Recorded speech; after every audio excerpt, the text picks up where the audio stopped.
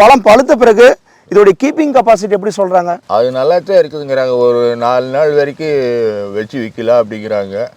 அதுல ஒண்ணு ஒரு மாதிரி பழம் வந்து கொல கொலன்னு போகுதா, அந்த மாதிரி இல்ல கெட்டியா இருக்குதா, நல்லா இருக்கா? நல்லா டேஸ்டா இருக்குது. சேதாரங்க ரொம்ப கம்மியா இருக்குதுங்க. அப்ப வியாபாரிகள் வந்து விருப்பப்பட்டு வாங்குறாங்க, போட்டி போட்டு வாங்குறாங்க. அப்படிங்களா? எனக்கு வேணும் உனக்கு வேணும். இப்ப நீங்க ஒரே வியாபாரி கிட்ட இந்த 45 டன் வித்தீங்களா இல்ல வெவ்வேறு வியாபாரி கிட்ட வித்தீங்களா? ஒரு 2வது வியாபாரிக்கு இப்ப கொடுத்துருக்கணும். முதல் ஒரு வியாபாரி அவர்னால முடியலைங்க, அதனால 2வது ஒரு வியாபாரி கொடுத்துருக்கு. அவர்னால இன்னும் அவரு மறுபடியும் அடுத்த தடவை ஒரு 4 ஏக்கரை போடுற மாதிரி ஏற்பாடு பண்ணுங்கன்னு சொல்லிக்கிறாரு. இல்ல இதே வெரைட்டி சொல்லியிருக்காங்களா இல்ல வேற வெரைட்டி போடலாம்னு சொல்லியிருக்காங்களா? வெரைட்டி ஓட்டாங்க, நான் விற்கிறதுக்கு நான் தயார்னு சொல்லிட்டு இருக்கிறாங்க. அப்படிங்களா? இப்ப இந்த பழங்கள் வியாபாரத்துக்கு வந்து அவர் என்னாலும் சொல்றாரு. இதுல வியாபாரத்துக்கு நல்லாத்தான் இருக்குது.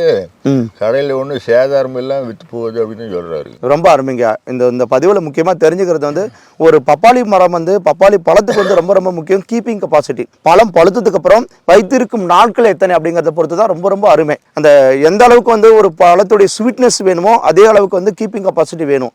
அதை வந்து ஒரு தெரிஞ்சுக்கிறதுக்காக கலர் நிலவரத்தில் வந்து தெரிஞ்சுக்கணும், விவசாயிகிட்ட நேரடியாக கேட்டுக்கணுங்கிறதா அந்த முக்கியமான இந்த விசிட்டுடைய முக்கியமே அதுதான்.